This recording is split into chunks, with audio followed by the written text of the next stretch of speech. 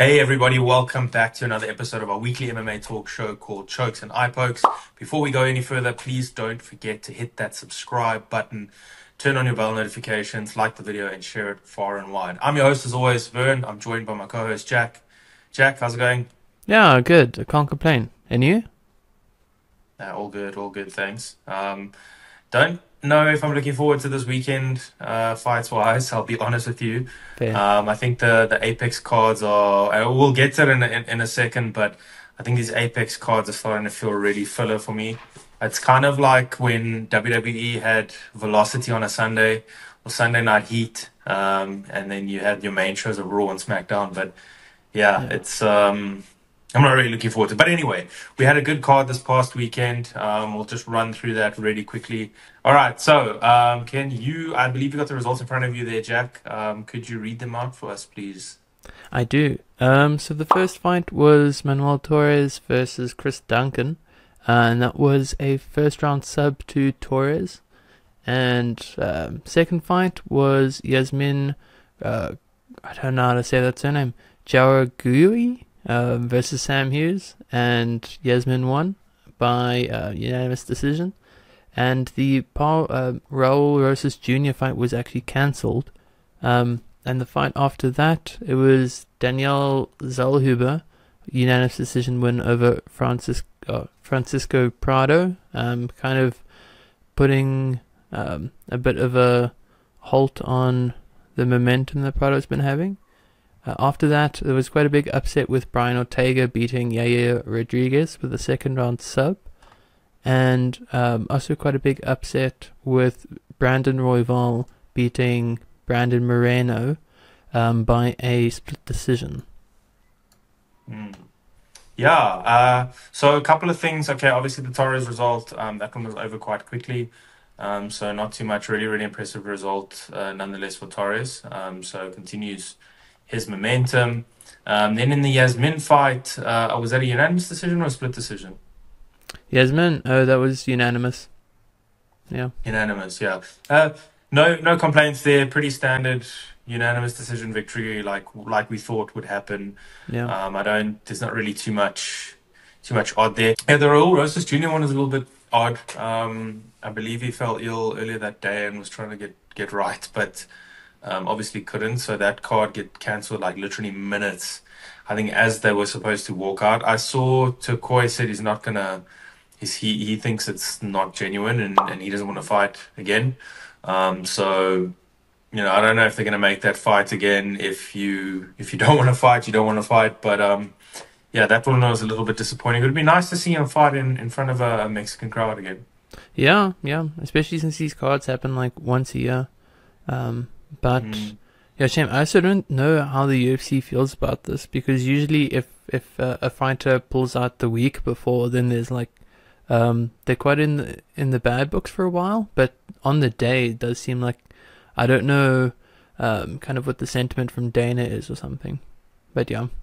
Well, I guess it depends why they pull out. If he's sick and the doctors conclude it was something, obviously the UFC will know exactly what it is because the doctors would reject him out. So he should be fine. I don't think there'll be any issues over there. Well, hopefully not. But again, I doubt it, because him and Cameron seem to be in Dana's like real good books from the Contender Series. Maybe Yeah. that has changed. Who knows? A little bit disappointed we didn't get to see him fight. Okay, then after that we had. It wasn't Ortega yet. It was the Prado fight. Yeah, that was Prado. Yeah. Mega weird scorecard as well. So that one, it was what? I have the scorecard in front of me. It was like a 29-28 and a 30-26 or something like that on the same scorecard. Yeah, so it's 29-28, 29-28, 30-26, with Rick Winter giving a 10-8 round in the second round to Zellhuber, which doesn't I can't see how you score it like that, honestly. He It was didn't a really close fight for batter. me. I think it was 29-28 across the board. I don't know where, especially, I don't know, two judges were in sync about it, but again, this judging is just a joke, I feel, and I think, I don't know if there's enough repercussions. And it doesn't happen every single week, but when it happens, it's bad. it's really, really bad. So yeah, so I don't know. They need to do something about this because, like I say, when it's bad, it's really bad, and that's bad enough. Not a bad in that sentence, but they really need to do something about that. How do you have a 29, 28, and a 30, 26 on the same fight? It's like they're watching two different fights. It's actually starting to become a joke sometimes. Yeah. Yeah, and there was like if they're trying to push these 10-8 rounds, it feels like, I don't know, to give out a 10-8. I don't know if that means you battered the guy now or like what it was. Because do you remember it was kind of towards the end of last year when we saw like a couple 10-8 rounds, and then I really thought that they were trying to make that more a regular thing. But yeah, I don't know what like justifies a 10-8 round now, because like to me that didn't look like a Topuria Emmett fight. But yeah. No, that's 10-7, I remember. Oh, okay. Oh yeah, fair. Yeah, so yeah, I don't know. They need to get a little bit more concise in these rules. We know what 10-8s are supposed to be, 10-9. So there is a 10-10 round, but yeah, bit of an odd one there. Then Brian Ortega and Yair Rodriguez, what a fight, man. Jeez, they busted each other up properly. I really thought, we weren't sure what Brian Ortega was going to bring, having been off for so long, but man, what an impressive performance. Ends up getting the head and arm triangle at the end, weathering a storm big time, and then putting on his own shots onto Yair Rodriguez, breaking him down early in the third round. Impressive performance. Puts his name now in there, even though his last couple of fights haven't been that great. But beating Yair Rodriguez, the guy that we thought might be next in line to face Topuria, puts him right up there for a title shot, particularly now that Max Holloway obviously is fighting Gaethje at UFC 300. So I think, yeah, man, congrats to Brian Ortega. That was an amazing performance and might be in line next for a title shot. Yeah, fair. I was so impressed with Yair though in the first round. I really would have given it to him. Second round, I would have given to Yair, and whenever he gets that opportunity, I was quite confident that Yair would have beaten him, because I thought that shoulder would have played a much bigger factor. But yeah, he seems like he's back. So like props to him. That was he saw his opportunity and he really executed. It was good fight. Time off was worth it. And then the main event, split decision, tough loss for Moreno. But I think on the balance of things, probably fair for Royval.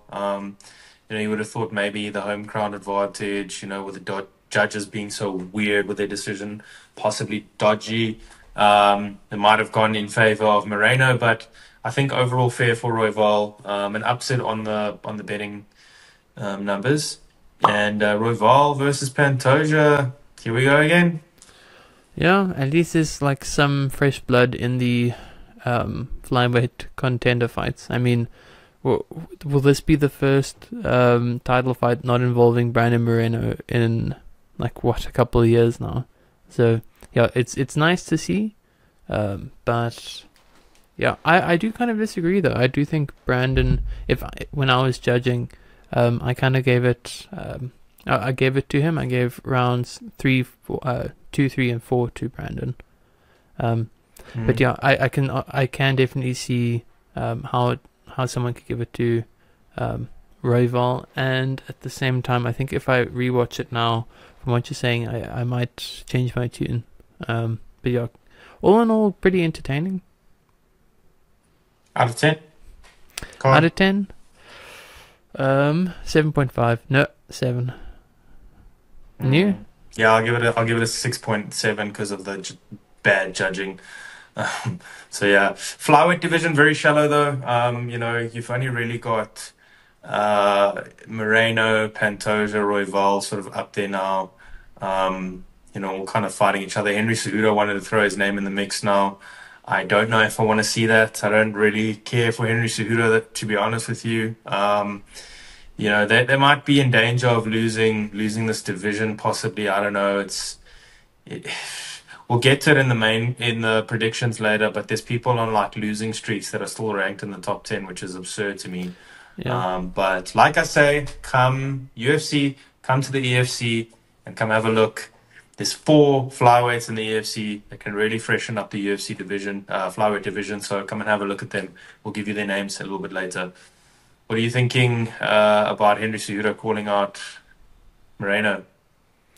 I think it's smart. I also saw his statement to say that like he can't go out the way he did, and that he's not retiring. Personally, I'm kind of happy for that. I think he is cringe, but I do think he has a place in the UFC at least for now.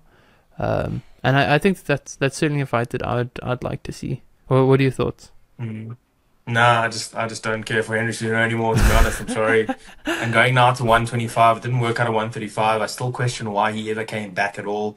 I think just go Yeah. stay retired, but now you might be chasing the dragon. But Moreno's coming off a loss. Moreno might be on the downward spiral, unfortunately, for whatever reason. So maybe smart by Cejudo, but I don't think he's going to get the $1 million payday that he wanted. So let's see. Let's see in the future, I guess. He did say he wants to fight at UFC 306, which is going to happen. Just another announcement. 14 September, UFC 306 just been announced at the Sphere in Vegas. UFC 303 also announced 29 June International Fight Week. That's quite a cool card.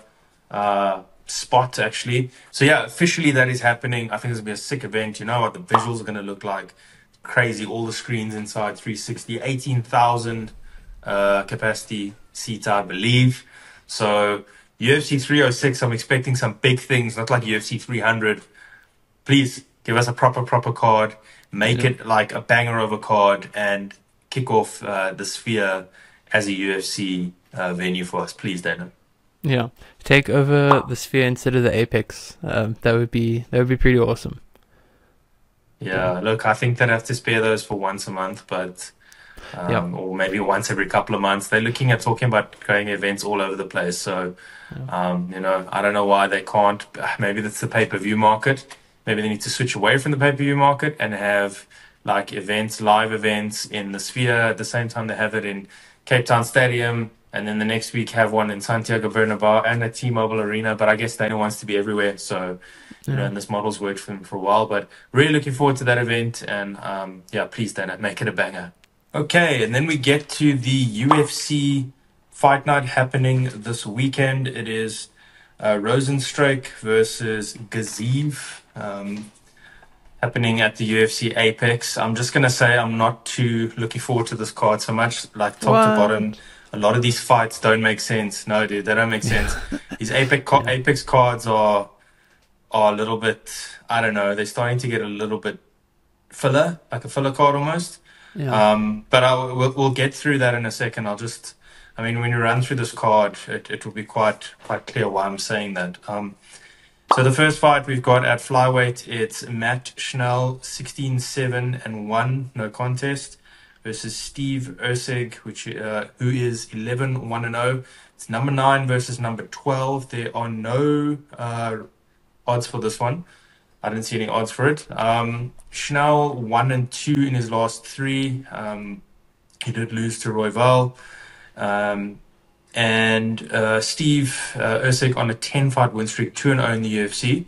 I'll just take the lead on this one. I think Schnell has had some tough losses. It's been against tough opponents.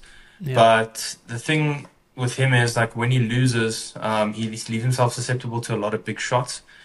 Because his defense is, in my opinion, a little bit bad. And I think Steve is a bit more of a complete fighter out of the two, and he will hit Schnell. And I think he's going to be able to do a lot of damage, possibly early on, but I think he's going to win probably by TKO round 2. Okay, fair. I mean, to be honest, when you say that this isn't too an exciting card, I look at this fight and I do feel the same as well. Also, it's crazy to me that like the flyweight division is maybe just like a little bit that shallow that these guys are both ranked. Not to put them down too much, but I think if you look at like the middleweight top 10, at least the resumes of the athletes do look very different. But yeah, I completely agree that Chanel is he does get hit a lot, and also I'm forgetting the name of the second fighter. I have video, sorry. Erceg, yeah. The momentum, it's like 10-fight win streak. I can't see how he doesn't come in there with maximum confidence, and that really like can play a huge role here. So you got Erceg or Schnell winning? Erceg, and I think he can get it done with the TKO, honestly, in the first two. Mm. What are you saying? Yeah. Yeah, no, second round TKO for me probably. It's true that you said what you say about the flyweight division. I've been talking about how shallow the flyweight division is for ages. I mean, I think they definitely need fresh blood. You got someone like Brandon Moreno who had to fight Figueiredo 4 times. You've got Moreno Pantoja. They had 3 fights. I mean, Royval. We said it earlier in the show, but Royval beat Moreno now. So now Royval Pantoja. What's that, second or third fight? I'm not 100% sure. Further down in this card, we've got flyweights again, who are also ranked, which I don't understand how they're still ranked, but we'll get to that in a second. But the flyweight division is really, really shallow. I've been preaching for ages about how good the EFC's flyweight division is here in South Africa. They got 4 top flyweights that I think the UFC should look at exploring. You got Gift Walker, Tamela Manyamala. You can throw Zulu in there because he's going down to flyweight now, and Terence Bolelo, of course. If the UFC wanted to really deepen the flyweight division, they should really come and have a look at the EFC's flyweights, because that's 4 future superstars right there that they could just get really, really early. But nonetheless, I don't think that, who knows, maybe that happens, maybe it doesn't happen. But I think that's what the UFC should have a look at, because the flyweight division is on its way out, unless, like we said earlier, Henry Cejudo jumps back in. But even then, that doesn't even really get me too excited. Yeah, well said. It would be amazing to see some South African fighters there. And weirdly enough, I do think we thrive in the lower weight classes. Drikkers. The next fight, we've got Umar Nurmagomedov, 16-0, number 13 ranked in the bantamweight division, versus Bekzat Almakhan, 17-1-0. This is Almakhan's UFC debut. Been on a really, really nice streak outside of the UFC.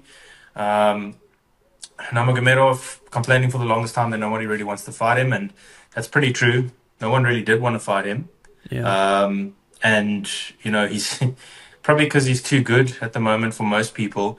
Bekzat really on a short turnaround now, but obviously if the UFC comes calling, you take these opportunities. For me, this one, you know how I feel about people making their UFC debuts for the most part, particularly against someone as good as Umar Nurmagomedov. So for me, I feel Umar's too good, and I think he's going to win in the first round, probably by submission. What do you say? Yeah, it does feel like Bekzat, I mean, like, props to him, but it does feel like he's being fed to the wolves a little bit. I don't know why, or I don't know what happened to the Sandhagen fight, but to me, I think that would have been a nice challenger for Umar. But I think it's going to be a nice way for him to at least crack into the top 10 and look for these bigger fights. But yeah, I think Sandhagen probably doesn't want to take the risk. That's the problem. Like Sandhagen, he could. People are saying he should fight for the title and is ahead of Marab. So some people, not a lot, but some. So when you're in that conversation, I don't think you want to risk it against somebody that's 16-0, that's good all round, that can really negate your strengths. I think you wait for him to be higher ranked. So I think that's probably why he's not taking that fight. Yeah, fair. Especially if their surname is Nurmagomedov. Yeah, exactly. So okay, so what are you saying for this one? First round submission as well.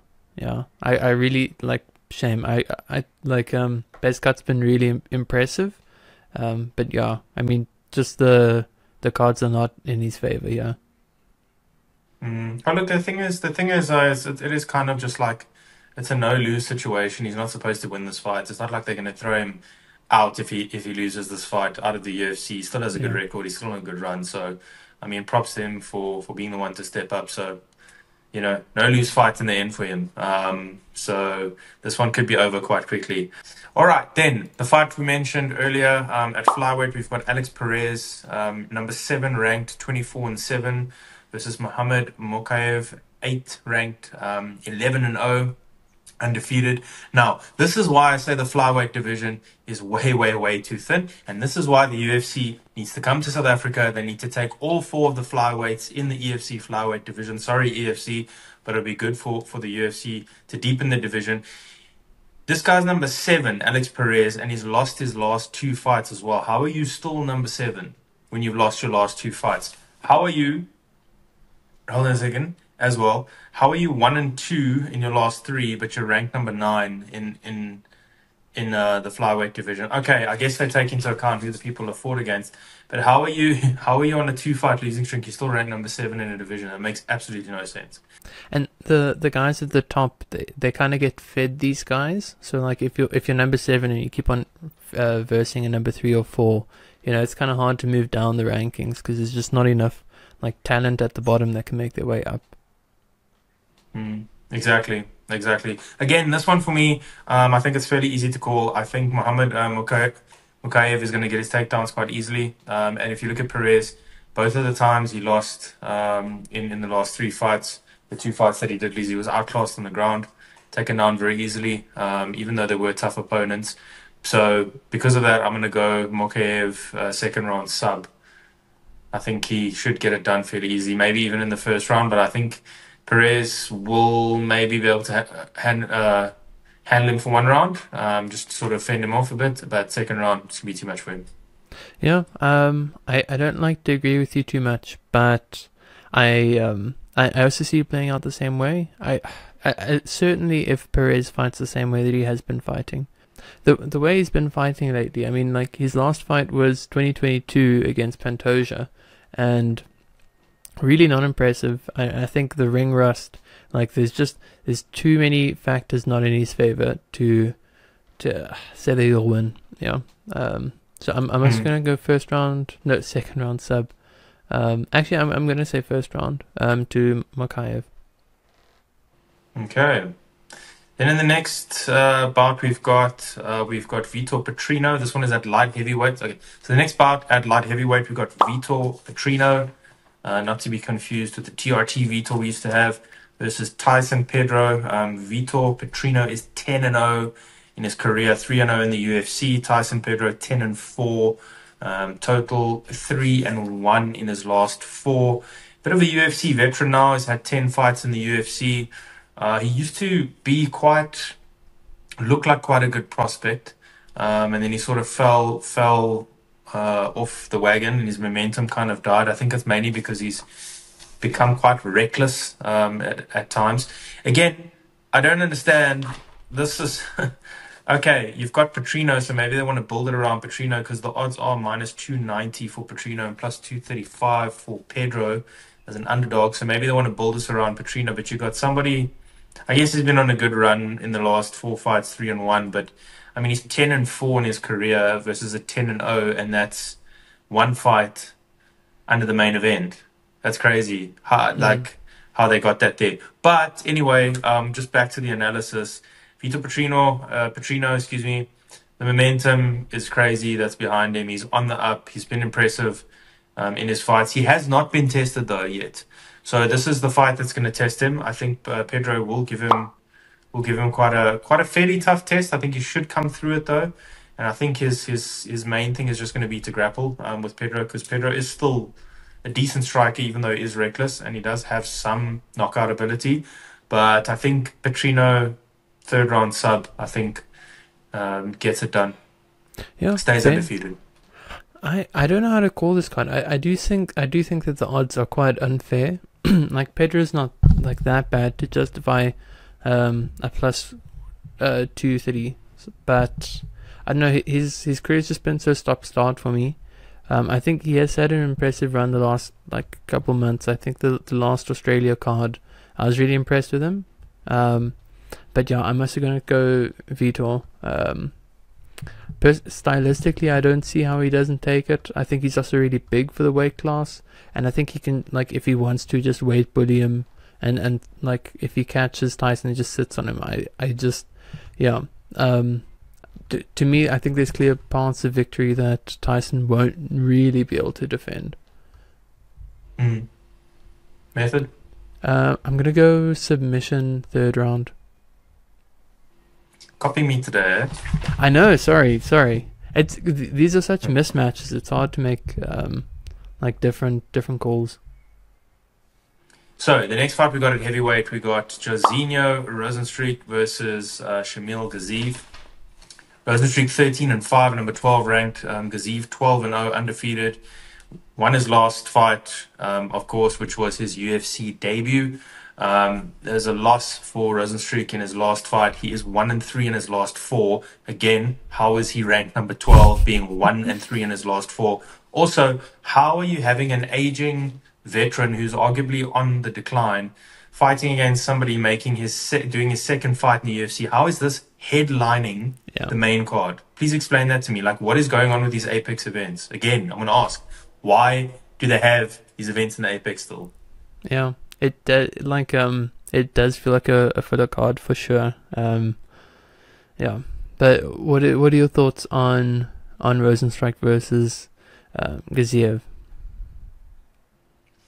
I haven't really made a call yet, to be honest. I'm feeling an upset here, possibly. I think so. Shamil, obviously, Gaziev is from Brave. Had a good run in Brave. I watched a fair amount of Brave. It was okay in his UFC debut. But one thing I've seen is his striking is not fluid. And it's very like stop-start, and he's kind of almost awkward, but not in a good way awkward. And he's a little bit lump. I don't know what I forget what the English is for lump, but he's like a little bit, just very awkward, okay? Yeah. And he has the ability to throw a lot of haymakers, and a lot of his wins have come by throwing haymakers. But I think on paper, and if the odds do come out, I'm sure he'll be a heavy favorite, but I think on paper it favors Gaziev, and Gaziev should win on paper. But in real life, I think Rozenstruik's still a good striker. He's been able to absorb big shots from much stronger, bigger opponents. People like Volkov. Okay, Volkov did knock him out in the end, and Ngannou, but it wasn't like the first shot that was landed. He's taken big shots from people before. Yes, he's 1-3 in his last 4, but I don't know. I'm thinking of calling an upset in this one. I don't know. For Rozenstruik to win, for me, that would be an upset. Even though he is ranked, but I'm torn. I don't know. I still need to figure out, because Gaziev does. I think he's going to stand with him, but Rozenstruik is the better striker in my opinion, the much more crisp, fluid, technical striker. So it is a risk for Gaziev. I think Gaziev needs to take it to the ground to win. So I don't know. I want to hear what you have to say first, seeing as you've been copying all of my picks. No, fair. It feels a bit like a coin flip. I think. With the heavyweights, and particularly how these two fight, I think it's going to be KO or TKO in one of the first 2 rounds. I think they're going to let their hands fly, and for that, I'm not sure who's going to get the better of the other. I want to say Gaziev, mainly because Rozenstruik, I do think he's getting up there with age. He can absorb shots, but also that makes me think that maybe he's taken. He's taken more damage overall, and it's that meter that we talk about. But yeah, I'm leaning towards Gaziev KO first round even. But it's actually really tough for me to call. And what do you think? What's your verdict? Okay, I'm gonna commit Gaziev first round TKO. Yeah, I mean, look, I think if Gaziev wins, it could be by TKO, but I think his best bet is to take it to the ground, maybe sub him. He's just so he's wonky almost, when he strikes. I don't know how to explain. I don't know what the word is. If I want to say Rozenstruik upset, I'm just gonna go with it. I'm gonna say upset. I think he's gonna win by knockout. But I wouldn't be surprised if Gaziev wins by either knockout or sub. To be honest, I think there's gonna be a finish in this fight anyway. But yeah, I think I'm going to go upset Rozenstruik to be the better striker, cleaner striker, more technical striker, and win this one. Okay, fair. Let us know what you guys think if you're going to watch it. We hope you enjoyed that episode. As always, please don't forget to like the video, comment, and share it far and wide. And we'll see you next week for another episode. Cheers, everybody.